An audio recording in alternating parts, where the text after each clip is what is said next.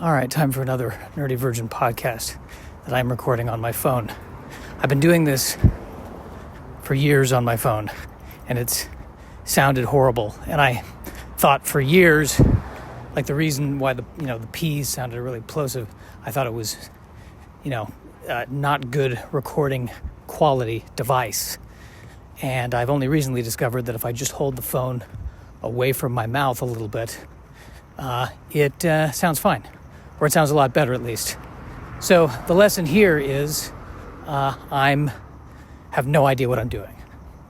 I should be doing it in a recording studio. I'm not. I'm walking around outside while doing it. I can't sit still while podcasting. I like to be walking around. I like to be moving. My mom said the same thing about meditation. I said, maybe you should meditate. And she said, I can't sit still. And I'm like, yeah, that's all the more reason why you should be meditating.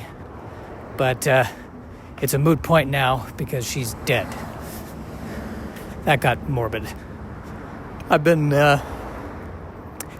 thinking about her a lot. I think she passed away in 2022, November of 2022. So it's been, 2.5 years basically.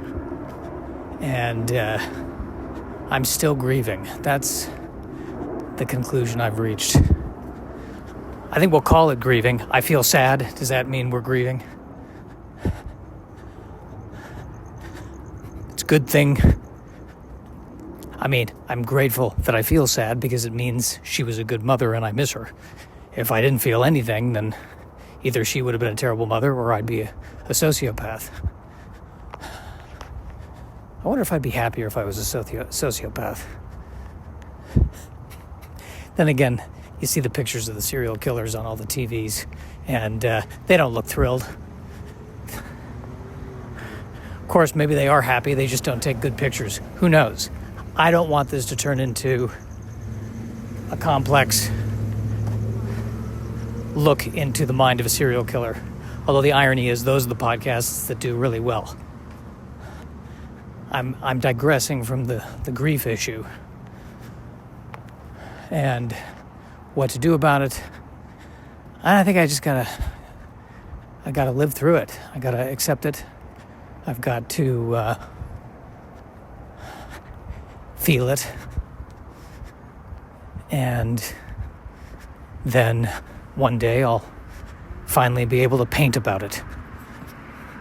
I'm not no interest in being a painter. Actually, that's not true. I kind of do. I feel like there's a trend. A lot of actors become painters later, it seems. They go into painting. And I can't, is it because they want to find an alternate expression, or is it because it's easier to do that than deal with the director? Or is it both? I'm not sure. I do like to sketch. I don't like how this podcast is going, but I'll tell you something. It sounds a lot better now that I'm holding the phone away from my mouth. The key is not to put the microphone in my mouth. For those of you who may be wanting to start your own podcast, that's what I would advise you not to do. Don't put it in your mouth. Maybe that should be the name of this podcast. Don't put it in your mouth. There you go. There's some clickbait for you. So yes, dealing with the grief. Mother's Day didn't help. It's funny, I was going into Mother's Day thinking I'm handling this okay. And then I came out of Mother's Day going, I hate Mother's Day. Does anyone win on Mother's Day? That's my question. If you have a terrible relationship with your mother, it's a terrible day. If you have a great relationship with your mother and one of you is dead, it's a terrible day.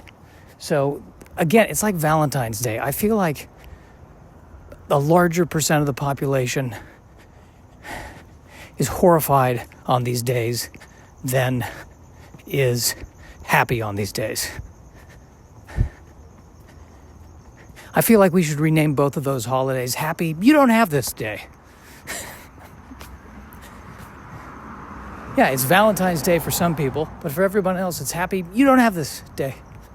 Congratulations, you didn't figure it out. Another year of you not figuring it out. And how do you celebrate it? By watching the people who have figured it out. Off you go. Buy a card.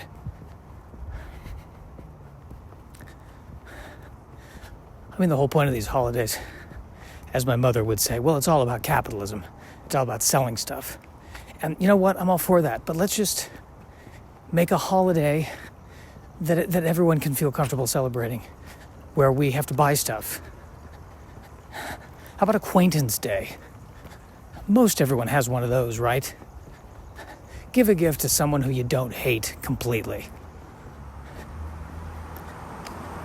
Don't give it to a loved one. That's what will make it easier. Give it a gift to someone who, you at least know their first name. That's a brilliant idea right there. That is a brilliant idea. That sounds wonderful.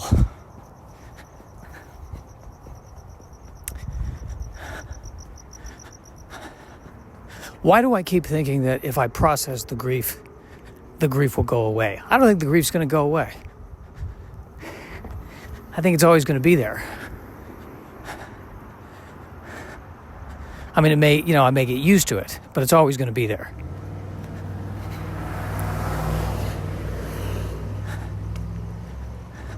Okay, I feel like people in my life are dying. And I feel like the people who are replacing the people who are dying are not as good. Bad spin-offs. That's what it feels like to me. And I know I'm making a huge sweeping generalization. And yes, the new people in my life are different than the old people in my life, and I shouldn't be judging. But sometimes it just... I don't know. I don't watch any of the CSI shows, but... is CSI Madagascar as good as the original CSI? I don't know. Who am I to judge? I think what the change... Here's the change.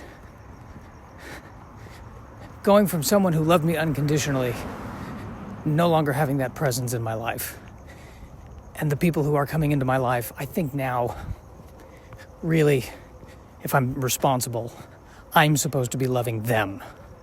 It's supposed to be, I'm supposed to be helping the younger generation. I'm supposed to be giving back. And I don't feel like I'm done being given. I don't feel full. The cup doesn't feel full on the giving. But that could be a bottomless pit. I'll get back to you on that one. It does feel better holding the phone away from me. As I go back and listen to this, hopefully I'm right. Hopefully I'm right. This is the new iPhone 16 Pro. I think the technology is getting better. Pretty soon, make the whole movie on the phone. They're already making the whole movie on the phone. Pretty soon Spielberg's gonna be like, all right, I feel like making a movie. He whips out his phone. All right, let's see. The phone can make all the special effects. So he's, I think he's going to call Tom Cruise and say, hey, do you want to make a movie? He's going to call Tom Cruise on his phone. Tom Cruise is going to come over. He's going to make the movie with Tom Cruise on the same phone that he called Tom Cruise with. And then they're going to release it 5 days later, make $1 million. That's the world we're headed to.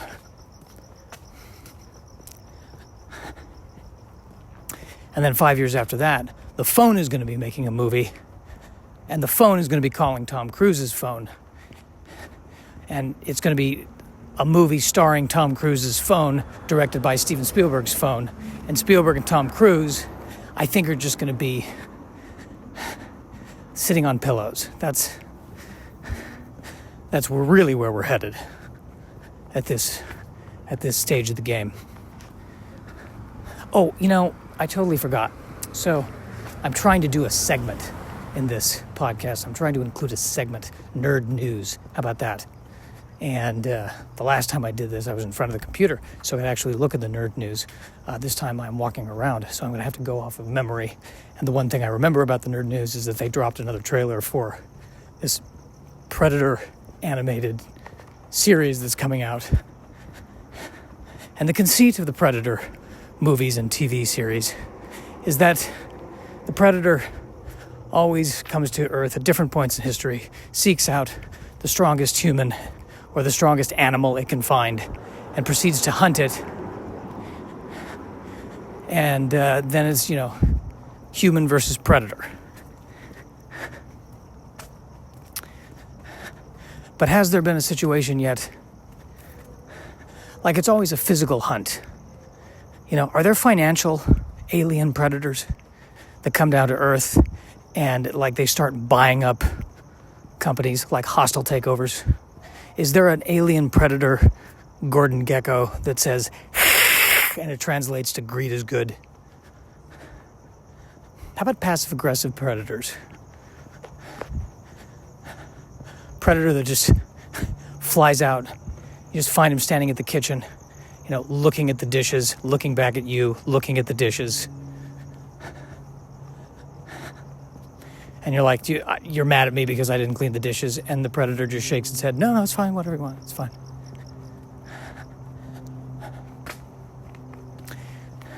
Predators with subtext. Can we get predators who are a character in a Chekhov play? How about that? The predator hisses and it translates to, I long to go to Moscow. Am I beating this predator with a dead horse? Am I beating this predator with a dead alien? There's a question. Now it's getting really schmaltzy.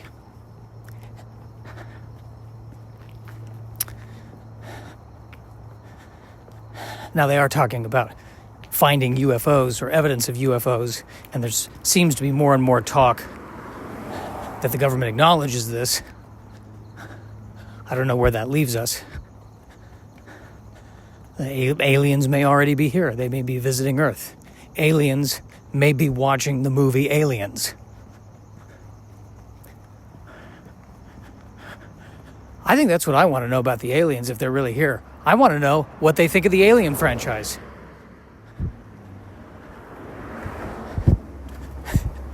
We might, meet the aliens and we translate their language and they're like, you know what, on balance, we actually like Alien 3.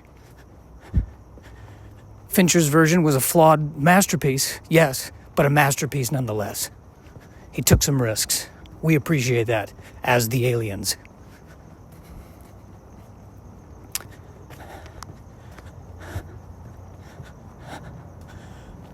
What other nerd news? I'm out of breath. That's the other nerd news.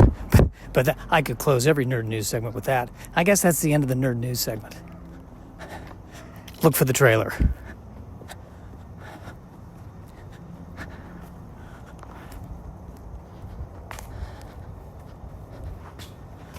We're at about 13 minutes. That feels okay.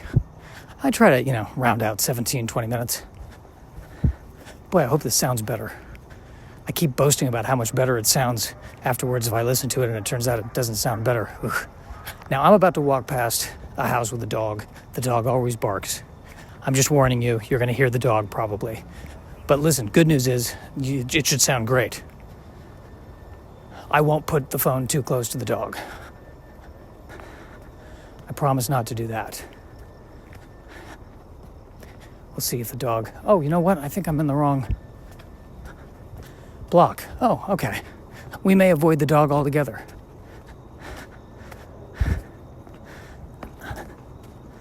I'm trying to cut down on sugar. So I've cut out all the processed sugar in my life. And I do find that I feel more emotionally balanced. My stomach is still not agreeing with me, but that's because I cheat. I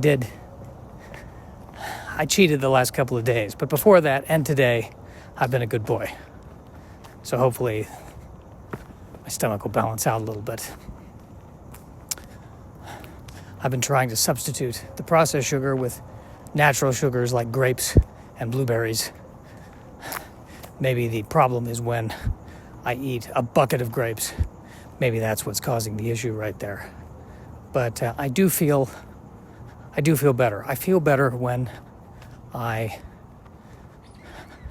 don't eat the sugar. Okay, there's a couple walking their dogs. It's embarrassing enough to podcast by myself without a following. But now to have to do this. You know what? But this is the emotional risk I need to take. I need to be able to feel comfortable podcasting in public. Until I do that, I don't think I'll ever be able to find love.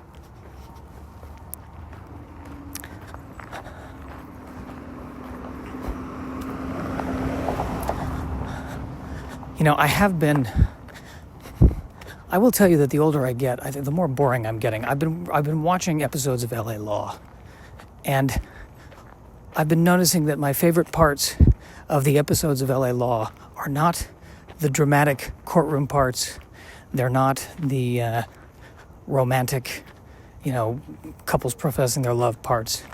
It's the beginning of every episode where all the lawyers are sitting in the conference room and they're talking about, is the firm making money or not? I don't know why, but those are my favorite parts of the whole series. I think it's because the bald guy in it, for some reason, I think he's my favorite character. I think I relate to him the most because he's anal retentive. He's the one saying, well, I know this person has, been wrongfully blah, blah, blah, and we're trying to save their blah, blah, blah, but it's not making any money, and, we got to pay the rent, guys. Hate to say it. Why do I relate to that one better? That's the question. How you doing? Hello. But that's the part that I like the best. Where they're arguing over the profits, which makes me more of a Ferengi than anything else. Okay, so I just passed that couple with the dog, and they were like, "Hi, how are you?" And I was like, "Hey, how are you?" And there was like this awkwardness, and now I'm like, "Are they judging me? Why? So what?" I gotta get past this feeling of, am I being judged? People pleasing. Why? I gotta get rid of the people pleasing.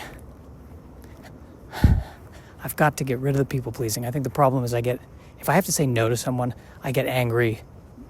Like, how dare you put me in the position to say no to you, which will inevitably lead to you being upset.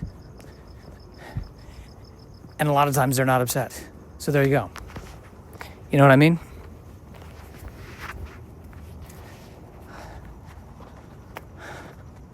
I think we've covered a lot. We've covered a great deal here. We went from aliens, and we went to, right from there to deep insecurities and grief. Right, the grief. What do I do with the grief about mom? What do I do with the grief about mom? I've said this before. I'll say it again. I think I have to give back what she gave to me, which is unconditional love, and I really don't want to. I should. I know I should, but I really don't want to. But I should, but I really don't want to. I also need to remind myself that I'm 43, so if I, am balancing on a ledge or balancing on the edge of the sidewalk and I fall, not bouncing back like I used to, probably need to be more careful. Probably should stay on the sidewalk. Perhaps that's the message that my late mother is sending me. Stay on the sidewalk. You're not... Like, for me, balancing on the curb, on the edge of the curb, that's... I may as well be Tony Hawk. That's the kind of risk I'm taking with my own body. So maybe that's the message here, is let's keep it off the curb. All right. And the obsessive compulsive in me is like, let's get to 20 minutes. We're at 19 minutes and 52 seconds. Let's get to 20 minutes. I think we're going to get there. It's happening. There it is. Have a nice night.